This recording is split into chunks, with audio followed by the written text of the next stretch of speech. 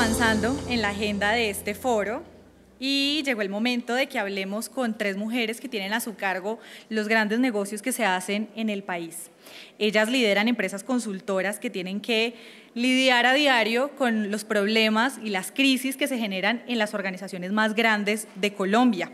Así que para hablar con ellas va a estar nuestro coeditor Transmedia, José Caparroso. Ellas son, por favor, y recibámoslas con un fuerte aplauso, Juliana Esguerra, socia directora de BCG Colombia, María Fernanda Suárez, presidenta de Accenture Colombia, y Catalina Fajardo, socia y cofundadora de la oficina de Bain & Company Colombia. Un aplauso para ellos, por favor.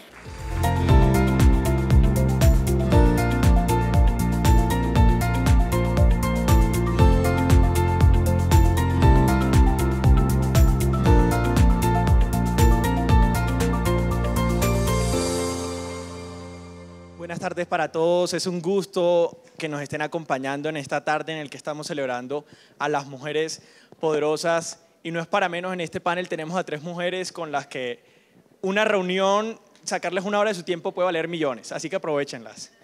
Tenemos con nosotros en la esquina a Catalina Fajardo, ella es socia de Bain & Company, como saben es una de las firmas de consultoría más grandes del mundo. También está con nosotros María Fernanda Suárez, quien es la presidenta de Accenture en Colombia.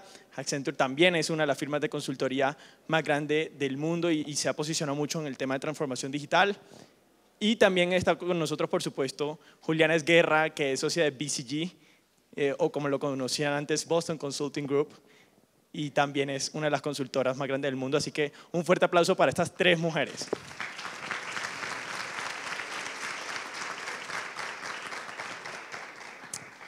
La primera pregunta es compartida, es para las tres.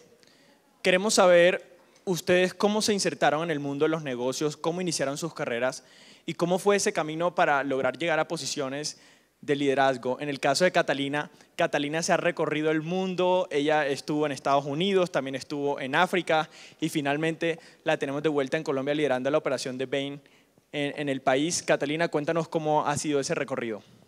Bueno, mil gracias primero por la invitación y gracias a todas y a todos por estar acá. Yo les cuento desde el principio, yo soy colombiana, crecida y vivida acá, soy ingeniera industrial de los Andes. De ahí salgo a trabajar en consultoras locales acá en Colombia por unos años y de ahí me voy a hacer mi MBA a Stanford. De ahí empieza un mundo donde creo que vuelvo a Colombia y me demoró mucho tiempo antes de volver por diferentes razones. Yo llego a Stanford pensando que voy a ser empresaria, que voy a salir del mundo de consultoría.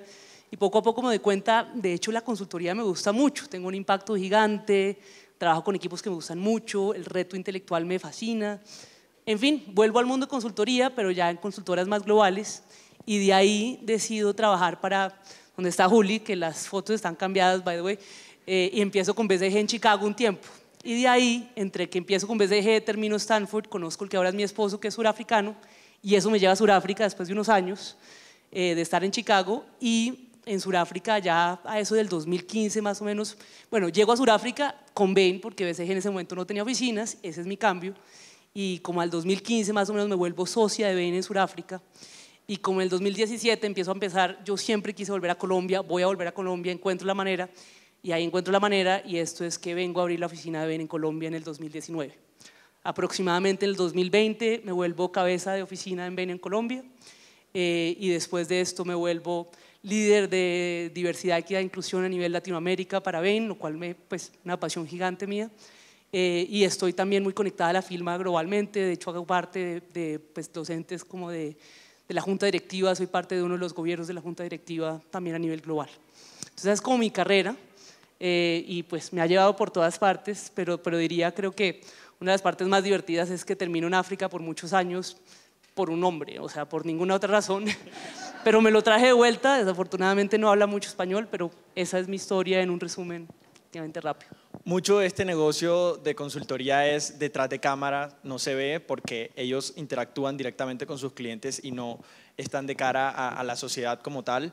Pero a María Fernanda quizás muchos la conocen porque ella fue vicepresidente en Ecopetrol y además fue ministra de Minas y Energía antes de llegar a ser presidenta en Accenture. Cuéntanos, María Fernanda, ¿cómo ha sido ese camino?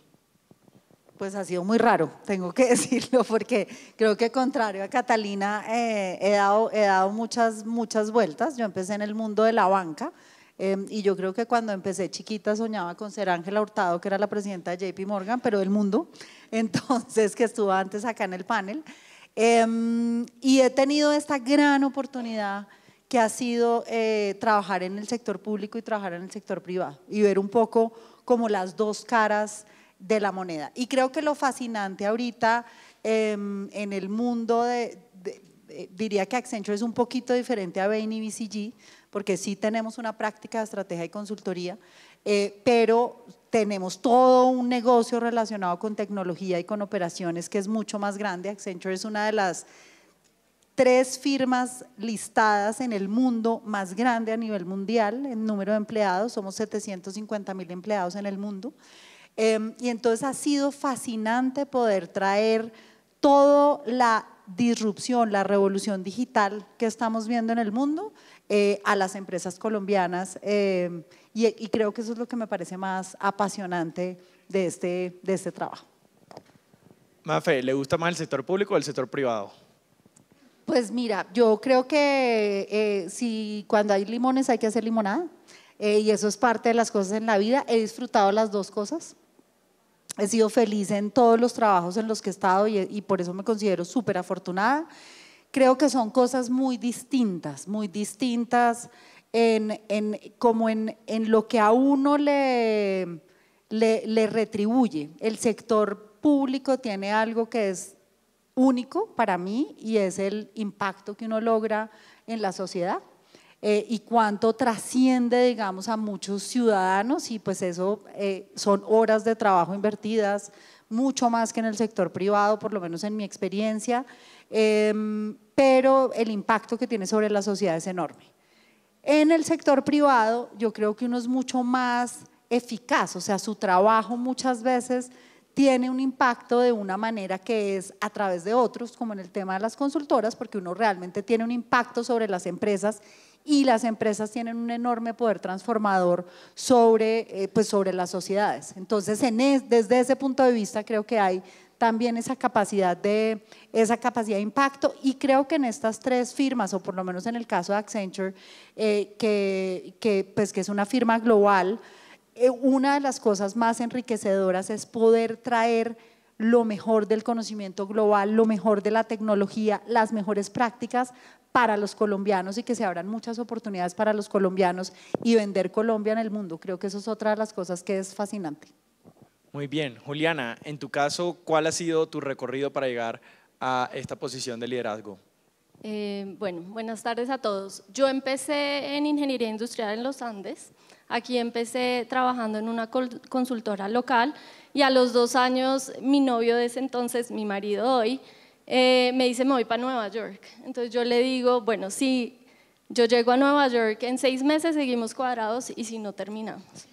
Entonces apliqué al MBA y apliqué a Oliver Wyman, que es una consultora donde trabajé y me dieron las 2 opciones y como no sabía si me iba a casar o no, entré a trabajar a Oliver Wyman para poderme ir si necesitaba irme. Después allá estuve 15 años. En el 2014 mi esposo dice, devolvamos para Colombia que hay una oportunidad interesante en mi carrera y yo le digo, pero un minuto, y Oliver Wyman, y me dice, pues abre la oficina de allá. Entonces voy y digo en Oliver Wyman, señores, voy a montar Colombia. Y me dicen, ¿qué? Y yo, sí, me dejan ir a montar Colombia. Y me dijeron, listo, vaya y monte Colombia. Me vengo, monto Colombia. Un cliente me recomienda con BCG y BCG me llama y termino en BCG. Entré en BCG en el 2019 y hoy estoy liderando Colombia, Perú y Panamá. Así es como llego. Muy bien, yo al principio decía que hay que aprovechar estos minutos que tenemos con ustedes porque la sentada con ustedes vale plata. Entonces, empecemos a entrar en materia. ¿Cuáles son esas tendencias que están marcando el rumbo de las estrategias que ustedes construyen y de las transformaciones empresariales que todo líder quiere tener? Si quieren, empezamos con Catalina. Dale, mil gracias. Ahí me están oyendo, ¿sí? Bueno, yo diría que hay varias… Vamos a revelar la competencia, ¿no? No, ni Las más estrategias de la faltaba, ni más competencia. faltaba. No, yo diría que hay como varios temas que en este momento son muy importantes. El primero, y creo que todas lo vamos a creer sentadas acá, es todo el tema macroeconómico y la inestabilidad política que está pasando. Olvídense del país, yo estoy hablando globalmente, creo que está generando mucha necesidad de resiliencia, de cambio rápido, ¿no? Entonces creo que esa tendencia es supremamente importante y hay que tenerla muy en cuenta, ¿no? Diría que la segunda la hemos visto mucho y ahorita con todo el tema de ChatGPT, ¿no? 4.0, que realmente es, si no han jugado con la tecnología, de verdad jueguen, es bien impresionante. Creo que siempre hemos hablado de la digitalización, pero en este momento creo que hay una aceleración muy grande y un punto donde nos sentimos aún más nerviosos de lo que puede pasar. Esto realmente puede cambiar el mundo, ¿no? Y cuando uno oye CEOs de Facebook, de Meta y de Google diciendo esto es más que el reconocimiento del fuego hace tantos años, pues realmente uno dice esto puede ser un cambio muy importante. Te diría que la tercera para mí es el mundo de ESG, ¿no? Y hablando de las tres letras, para mí hablamos mucho de la E, pero se nos queda un poco para atrás la S y de la S hablamos mucho como de diversidad, equidad, inclusión, pero me hace falta también toda esta inclusión social mucho más de lo que deberíamos hablarlo, ¿no? Y en un país como este hay que tener ese balance, ¿no? Entre cuánto es E, cuánto es S, ¿no? Y la G también para mí importantísima, más y más veo el mundo realmente enfocándose mucho en esa gobernanza correcta, ¿no? Adicional a esto yo diría que hay otros dos temas importantes y es nosotros como consumidores, nuestras necesidades se están volviendo cada vez más distintas, más personalizadas, lo que Mafe quiere, lo que Juli quiere es completamente distinto a lo que yo quiero y por ende a mí el proveedor, o sea, nuestros clientes tienen que llegarme con una propuesta de valor distinta y creo que eso es bien complicado. Y el último que yo mencionaría acá es el manejo del talento. En este mundo, con todos estos retos que están pasando, yo creo, pues por lo menos que el tema mental de la gente está complicado, es difícil, entonces manejar eso en un mundo híbrido, donde necesitamos mucha más agilidad, menos aversión al riesgo y al cambio, para mí eso también es muy importante, ese manejo del cambio. Entonces diría que esos 5 factores son bien críticos y llevan mucho a esa necesidad de transformación, de cambio y de realmente reformular estrategias, no a 5 años como hacíamos antes, sino realmente ir pensándolas mucho más constantemente. María Fernanda, ¿cuáles son esas tendencias que están viendo en Accenture? Y en el caso particular de la firma que tú lideras, ¿están viendo interés en inteligencia artificial? ¿Eso se ha incrementado en los últimos meses? Sí, bueno, yo diría que me sumo totalmente a las tendencias de Catalina y son muy parecidas y está difícil que Juliana tenga unas diferentes. Entonces voy a tratar de más bien profundizar porque son las grandes tendencias que hay en un par de cosas que creo que creo que le sirve también al auditorio. Lo primero es la revolución en las comunicaciones. Porque eso está cambiando todo, está cambiando las democracias, está cambiando la manera como interactuamos entre los seres humanos y termina en temas como cómo es el mercado digital y cómo realmente a nosotros ya nos venden un producto personalizado. Y a mí me gusta mucho una imagen y es que imagínense cuando eran nuestros abuelos, digamos, la distancia que había frente a una pantalla. Cuando eran nuestros abuelos o bisabuelos, la distancia era el cine, ¿no? Así. La de nosotros, y eso que yo no soy nativa digital, pero pues yo hoy vivo pegado a un celular que es así o voy con mi tableta así, entonces esta es mi distancia. Y la de la generación que viene es la generación del metaverso, en donde está ya ni siquiera una pantalla así, sino completamente inmersos. Y eso muestra mucho cómo esa distancia va cambiando y va de alguna manera haciendo la forma de las sociedades. Y eso está teniendo una influencia tremenda porque parte de lo que pasa con toda la amenaza a las democracias tiene que ver con que cada vez más vivimos en nuestra propia burbuja, porque la comunicación común es mucho más limitada y es una comunicación en donde estamos todos en nuestras burbujas. Y eso es una de esas cosas, nosotros una de los temas que hacemos pues está muy… y eso es muy importante porque de alguna manera la inteligencia artificial, que es como el segundo, digamos, disruptor y en este momento la inteligencia artificial, que hoy lo conocemos como ChatGPT, al final lo que logró romper nosotros ya teníamos muchos algoritmos matemáticos que, o sea, digamos que decodificar la matemática es mucho más fácil y los números, pero la gran disrupción que logra la inteligencia artificial es decodificar el lenguaje natural, que es el lenguaje. Y sobre eso, la llegada de ChatGPT está comparado con la llegada del iPhone.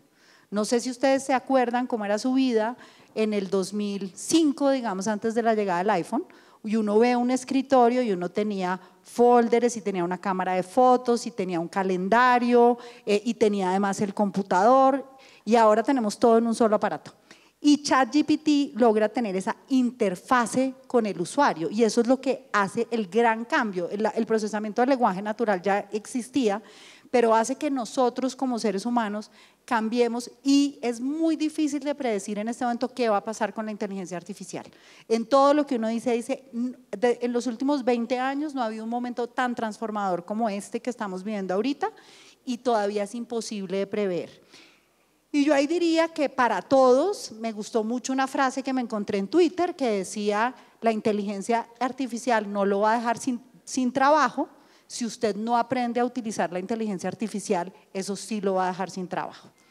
Entonces, y para Colombia mencionaría una tendencia que es muy importante y que viene derivado de lo que pasó con COVID y lo que pasó con la crisis de Rusia y Ucrania, que son tendencias geopolíticas globales que tienen una influencia muy grande, y tal vez mi mayor angustia cuando itero entre el mundo global y entre el mundo colombiano es que leo el periódico colombiano y digo: uy, vivimos en el pasado y no entendemos nada de lo que está pasando afuera y estamos perdidos en unas discusiones que son inocuas realmente en este momento. ¿Qué es lo que está pasando afuera? Están pasando que después de COVID, en donde vimos cómo se rompían las cadenas de suministro, y después de tener 20 años de globalización, que fue la tendencia, digamos, que nos llevó a marcar muchas cosas, todos los países, digamos, empiezan a repensar la vulnerabilidad que significa depender de uno u otro país desde el punto de vista de cadenas de suministro. Y a eso súmenle que llega la guerra de Rusia contra Ucrania y hay una crisis energética que prácticamente tiene a Europa al borde de dejarlo sin energía y sin gas. Y además está la dinámica de China, está la dinámica de Rusia, la dinámica de Estados Unidos, Europa, y hay una nueva reorganización, que es lo que le llamamos nearshoring o friendshoring, y es una gran oportunidad para Latinoamérica, porque en particular todo el bloque de Norteamérica, Estados Unidos y Canadá va a querer devolver sus cadenas de suministro a que sean más cercanas desde el punto de vista geográfico, y adicional a eso, a que sean en países que son amigos. Lo malo es que, como salió en un artículo del Economist, parece que Latinoamérica prepara todo para perderse ese gran momento que tiene. Pero lo digo el Economist, no lo dije yo. Pero realmente sí es un desafío, porque es un nuevo momento en que en esa era de la inteligencia artificial, en que todo se va a automatizar cada vez más, Latinoamérica tiene de nuevo esa gran oportunidad porque su fuerza laboral sigue siendo muy competitiva y quieren nuestros productos y servicios. Esos son para mí 3 cosas que para Colombia son muy importantes. Juliana, cuéntanos desde BCG cuáles son esas tendencias que están viendo, ¿coinciden con las que nos han contado? 100% coinciden, me tocó difícil esta pregunta, pero yo resumiría 3 puntos importantes. Uno es el tema de la personalización y de entender muy bien al cliente, del foco en el cliente. Yo creo que las empresas hoy exitosas son aquellas que entienden a su cliente con toda la información que hay afuera, lo segmentan, y casi que esa segmentación es del 1 a 1, y diseñan productos y servicios para poder atender al cliente como él quiere que lo atienda. Esa es la primera. La segunda es el tema biónico, así lo llamamos en BCG, y es la potencialización del ser humano con la tecnología. Entonces no es que la tecnología viene a reemplazarme, sino yo con la tecnología, ¿cómo hago para potencializar esa labor del ser humano? Y la tercera va muy en línea con lo que ellas dijeron del tema de analytics, del tema de inteligencia artificial y el tema de ChatGPT, lo que puede hacer por las industrias y por cómo van a cambiar los roles de las diferentes empresas, empezando por la nuestra, es una locura. Realmente sentarse a jugar con esas herramientas y entender lo que pueden hacer en el área de mercadeo, en el área de creación de productos, en el área de entender a la gente, es realmente potente, y 100% de acuerdo con María Fernanda que eso no nos va a dejar sin trabajo. Lo que nos va a dejar sin trabajo es no aprender a usarla. Entonces, para mí esas tres son bien importantes. Juliana, empezamos con usted en esta ocasión. Queremos saber cuál es su estilo de liderazgo. La gente que trabaja con usted, ¿qué tipo de líder se encuentra? Yo no creo que tenga un estilo de liderazgo único realmente. Creo que salen los diferentes estilos según el momento. Lo que sí es clarísimo es que en la industria de consultoría, el capital humano es lo más importante. Si tú vas a BCG, a Bain, a Accenture, lo que hay es gente pensando y creando. Entonces, realmente cuidar a nuestro capital humano es lo más importante, pero si no generamos impacto rápido para nuestros clientes y si no somos muy audaces en llegar a los resultados, pues tampoco somos útiles. Entonces, creo que puedo balancear el tema de liderazgo enfocado en las personas y en el capital humano, pero también en el resultado. Creo que esos dos temas son importantes en cómo yo gestiono. Sí. Catalina, su estilo de liderazgo. Yo sí creo que tengo un estilo muy específico siempre, voy a ser muy honesta. Yo creo que me caracterizo por, uno, ser una persona que siempre está ahí. O sea, yo no soy una líder que aparece y se va, yo soy una líder muy presente, estoy ahí con los equipos, me encanta esa parte, esa interacción, y soy presente constantemente, no soy de las que entra y sale, yo estoy ahí. Lo segundo que diría es soy una persona muy directa, muy transparente y muy honesta. En particular, si hay que dar un mensaje difícil, no me gusta, pero lo hago y lo digo de una manera muy directa y muy honesta, y la gente lo sabe, ¿no? Yo diría que lo tercero es, sí me preocupo mucho por el individuo, a pesar de siempre estar buscando resultados y el impacto, y creo que uno no puede tener este tipo de carreras sin tener esos resultados y ese impacto. Soy una persona que sí me preocupo por conocer a la gente, al individuo, quiénes son, qué les mueve, en qué tienen en ese momento, y hacerlo de una manera muy empática, por así llamarlo. Lo cuarto es que creo que sí soy bastante divertida y simpática, entonces eso a la gente le gusta y le parece chévere y amable, y eso, pues soy como la amiga, pero al mismo tiempo en cualquier momento te puedo dar un mensaje bastante serio y bastante duro. Entonces yo te diría que esas son como esas cualidades que me hacen a mí como un líder, la líder que yo soy, no que sea la mejor, la líder quien soy, son esas cualidades, te diría. María Fernanda, ¿cómo es trabajar con María Fernanda Suárez? Bueno, yo diría que el líder, yo me definiría como auténtica, trato de ser fiel a mí misma y de ser lo que soy. Y creo que eso ha sido lo que para mí ha sido muy útil, y lo preguntan mucho, sobre todo en los temas de mujeres, que como hiciste en un ambiente en donde todo el mundo son hombres, le dije, ser lo que soy, me fascina estar bonita, maquillada y tal, y soy furiosa. Entonces, no tiene nada que ver una cosa con la otra, pues no soy furiosa, mentiras, pero soy muy directa y la gente sabe qué esperar, pero he sido siempre auténtica. He aprendido en el camino, y eso es… O sea, uno se va haciendo líder todos los días, o sea, uno no es como que llegue un día y ay, hoy soy líder, sino uno todo el tiempo va evolucionando al tiempo que va evolucionando uno como ser humano. Entonces, el autoconocimiento, el aprender de las experiencias, el conocer más cuáles son las debilidades, cuáles son las fortalezas, qué cosas tiene uno que trabajar todos los días, es muy importante. Y en el tránsito profesional, digamos, de ser una profesional a ser una líder, lo que más he valorado es la experiencia humana.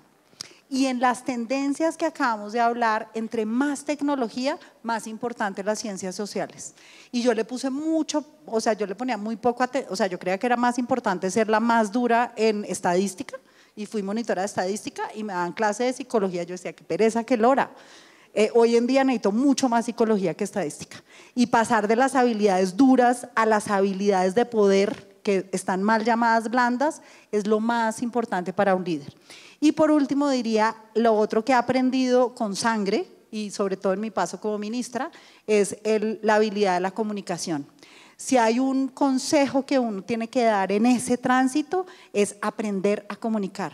Y en Colombia, en la educación, no le damos suficiente valor a la importancia de comunicar, de ser seguro, de dar mensajes claros. Entonces, comunicar es muy, muy importante. Y lo último de cuña del líder es que nunca se nos puede olvidar la responsabilidad que viene con el liderazgo. Yo creo que los que estamos privilegiados de tener puestos de liderazgo, tenemos que estar muy conscientes de la responsabilidad que viene atada a ello, pues con la sociedad. Catalina, nos contabas más temprano que eras la líder de diversidad de Bain para Latinoamérica. Cuéntanos cómo la diversidad y en particular la equidad de género contribuye a que las empresas tengan un pensamiento más innovador y a que sucedan las transformaciones empresariales. Y además cuéntanos cómo estás viendo el sector de la consultoría en este tema. Dale, buenísimo. Varias preguntas. De pronto voy a arrancar por atrás, porque creo que es más fácil, pero ¿cómo veo el sector de la consultoría? La verdad es que cuando yo entré a consultoría éramos muchas menos mujeres, sobre todo en estas consultoras más globales, más grandes, éramos pocas. Hoy en día, por ejemplo, la oficina de Bain en Colombia es 50-50. Entonces creo que hemos dado un salto muy grande. Sin embargo, y creo que si alguna de las tres decimos algo distinto, estamos diciendo mentiras, todavía no hemos logrado cambiar del todo la ecuación en la parte de arriba, en la parte de liderazgo. Entonces, ahí para mí está el reto de la consultoría en general y creo que vamos haciendo muy buenos pasos, muy buenos caminos para llegar a eso, pero todavía nos falta, todavía no tenemos ese nivel de liderazgo femenino arriba, que todavía yo quisiera ver un poquito más, por así llamarlo. Te diría que la otra pregunta que haces es que para mí es súper importante. ¿Por qué importa esto? O sea, más allá que lo moral y somos 50-50 como población, ¿por qué no seremos 50-50? Para mí tiene que ver mucho con el resultado que uno logra y yo sí le creo mucho a la diversidad, no solo de género, ojo, yo le creo a la diversidad de género, de orientación sexual, de raza, de dónde viene socioeconómicamente. Creo que hay muchas diversidades que hay que respetar mucho, sobre todo en un país tan diverso como este, ¿correcto? Y creo que esa diversidad nos potencia tremendamente. Todo lo que venimos hablando, las tres hoy de tendencias, hablamos mucho de, oiga, un mundo cambiante, ¿no? Una macroeconomía y política que nos permite que ya no seamos las mismas canas de valor que teníamos antes. Ya esto pensar que estamos rodeados por todo, eso ya no puede pasar, ¿no? Y esto está cambiando muy, muy rápido. ¿Eso qué implica? Que nosotros necesitamos que la gente que está trabajando con nosotros realmente innove, sienta esa necesidad y ese deseo de innovar. En un estudio que lancé yo recientemente aquí en Latinoamérica con Bain, a nivel Brasil, Argentina, Chile y Colombia, con más de 5.000 respuestas. Veamos una cifra que para mí fue de las más importantes. Aquellas personas, hombres, mujeres, no importa, cualquier persona que respondió al estudio, que decían ser parte de una compañía que tenía alta diversidad, decían ser 2 veces más probables a sentir que están en una compañía donde podían retar el status quo, cambiar las cosas, innovar. La misma pregunta, pero para inclusión, porque para mí si uno hace diversidad y se queda sin inclusión no llega a ningún lado. Inclusión, estás en compañías inclusivas, las personas que se sentían en compañías inclusivas eran 2 veces más probables a decir que estaban en una compañía donde cambiaban el status quo. Cuando juntabas las dos, 4 veces más probables. Entonces en un mundo cambiante, si no nos damos cuenta que la diversidad, la equidad y la inclusión pueden ayudarnos un montón a lograr tener ese talento que va a estar listo a usar las herramientas, a adaptarse, a cambiar, pues estamos un poquito ciegos en mi opinión. Juliana, ayúdanos a ampliar esa idea de por qué la diversidad tiene resultados en los negocios. Básicamente porque cuando sentamos a un equipo diverso en una mesa, los resultados de problem solving son mucho mejores y podemos generar mucho más impacto. Un poco lo que decía Catalina, somos 50-50 en el mundo, los problemas son 50-50. Cuando yo voy a llevar un producto, normalmente, obviamente no solamente femenino, sino para todos, quien me recibe el producto es un 50-50. Si uno un ejemplo que yo cuento a veces es el iPhone 4, que lo lanzaron con solo creativos hombres. Y cuando lo sacaron al mercado, se dieron cuenta que las mujeres no estaban comprando el iPhone 4 y no entendían por qué. Y después se dieron cuenta que era demasiado grande y que no le cabía en el bolsillo del jean.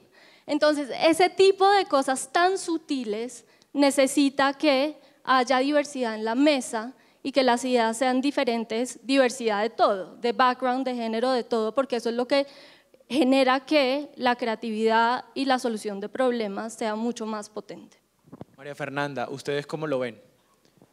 No, yo creo que igualitico y yo creo que somos firmas muy afines en ese tema. Tenemos y quedamos en el ranking de adecuales clasificados muy bien en Colombia porque tenemos una meta de ser iguales en equidad en el 2025. Quiero resaltar que no es solo equidad de género, sino es diversidad completa.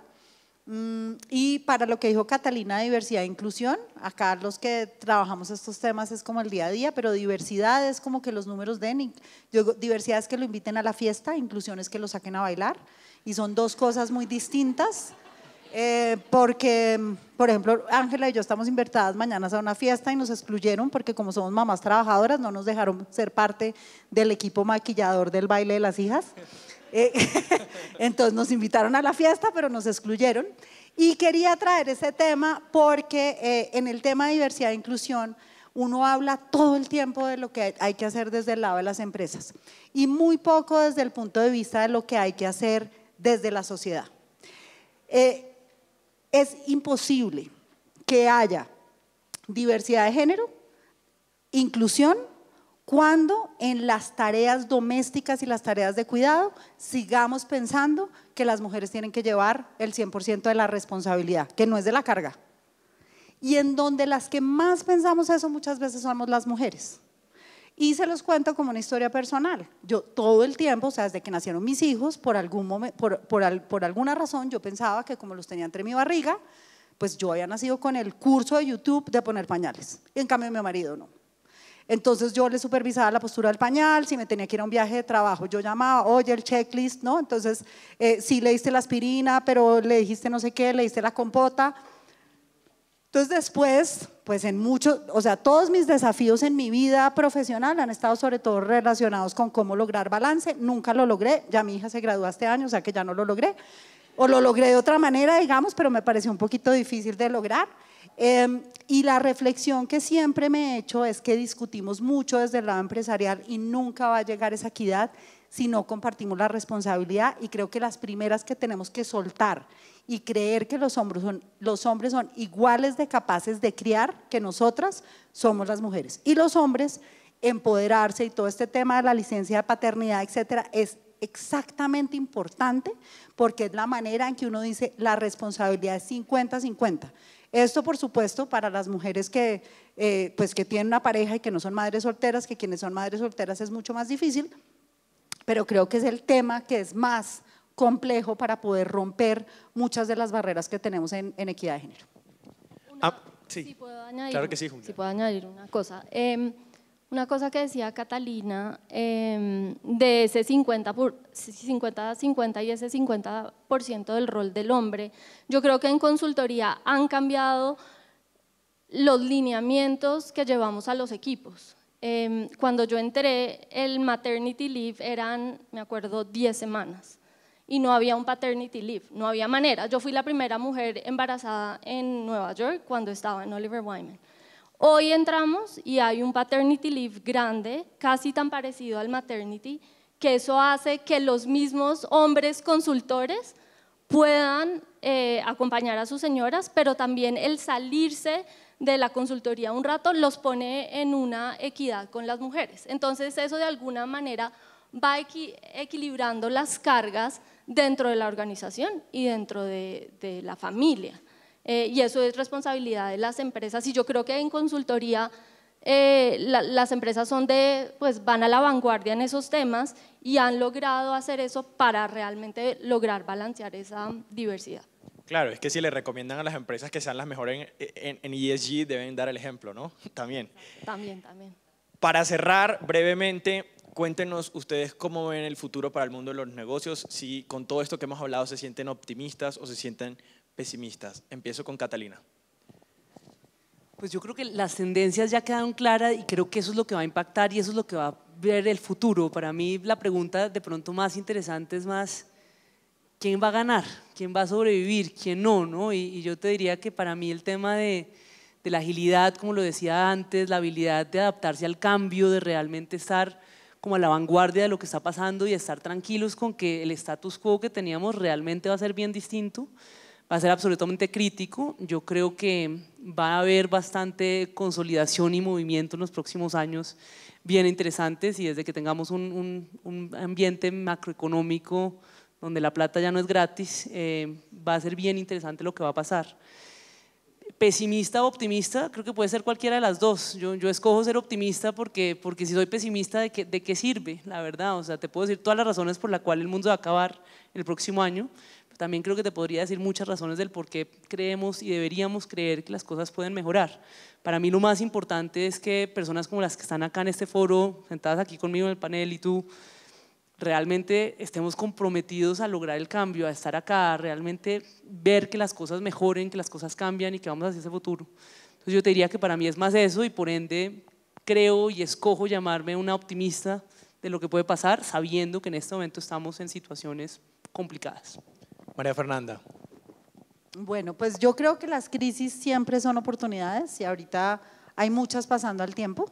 El Banco Mundial lo llamó este año el año de la policrisis, de la cantidad de cosas que están pasando, y creo que eso siempre son oportunidades, y esa es la manera, digamos, es como el vaso medio lleno o el medio vacío, uno se tiene que concentrar en el vaso medio lleno. Sin embargo, sí hay una señal de alerta, como lo dije, para Latinoamérica, y voy a coger lo que dijo Catalina, y es: con estas disrupciones tecnológicas, con este cambio en las cadenas de suministros, siempre hay ganadores y perdedores. Y depende realmente de cómo enfrentemos ese cambio y capitalicemos esa crisis como una oportunidad. Y creo que aquí la invitación, y ya que estamos hablando de liderazgo, otra frase que me encontré en Twitter, que me gustó mucho también, es que los tiempos fáciles hacen liderazgos débiles y los tiempos difíciles hacen liderazgos fuertes. Y creo que la sociedad y todo lo que está pasando como colombianos nos llama a que busquemos más liderazgos y trabajemos por sacar las cosas adelante, nos concentremos menos en los problemas y más en cómo ser parte de ese cambio y no esperar a que alguien más haga el cambio. Juliana, ¿cómo es el futuro?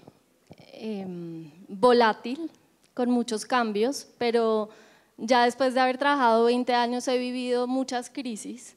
En el 2008 estaba en Nueva York cuando se derretía el sistema financiero y pensamos que el mundo se iba a acabar y no se acabó. Entonces yo creo que toca tener una actitud positiva, enfrentar la volatilidad de nuestro tema macroeconómico, nuestro tema político, y que no es solamente de Colombia, es el mundo, y yo creo que al final las cosas se rebalancean y salen mejor, pero sí creo que tenemos una responsabilidad como colombianos de seguir peleando por el país, de seguir construyendo país, porque si los líderes que estamos acá nos vamos y abandonamos el barco, pues el barco puede que se hunda. Entonces, por eso sí creo que hay que ser positivo y seguir peleando por construir industria. A Catalina, María Fernanda y Juliana, muchísimas gracias por acompañarnos. Un fuerte aplauso para ellas.